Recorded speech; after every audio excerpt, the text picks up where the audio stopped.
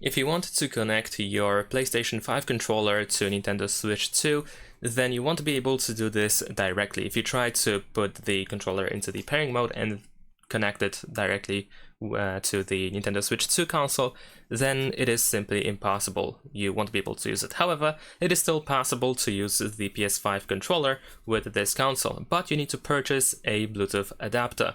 So you should be able to find some cheap Bluetooth adapters that allow you to connect Bluetooth devices, Bluetooth controllers, such as the PS5 controller, and you can either directly connect the Bluetooth adapter to the console.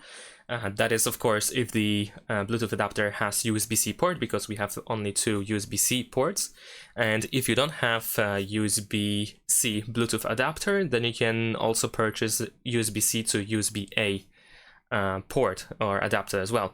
So in that case, you should be able to use the USB-A to USB-C adapter so that you can actually connect it to one of the ports. Or alternatively, you can just use the dock, because in the dock station for Switch 2, we actually have USB-A port. So nevertheless, once you get the Bluetooth adapter for Bluetooth controllers, you should be able to simply pair the controller with the Bluetooth adapter, and since the adapter is connected to the console, it should just work just fine. And there's also one more thing that you need to remember. If you go to System Settings, you want to go to Controllers and Accessories, and over here you want to make sure that this option, Nintendo Switch Pro Controller Wired Communication, is enabled.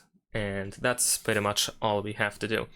So unfortunately, no wireless or wired direct connection will work, but if you have a Bluetooth adapter, then it should work just fine. Thanks for watching, leave a like and subscribe.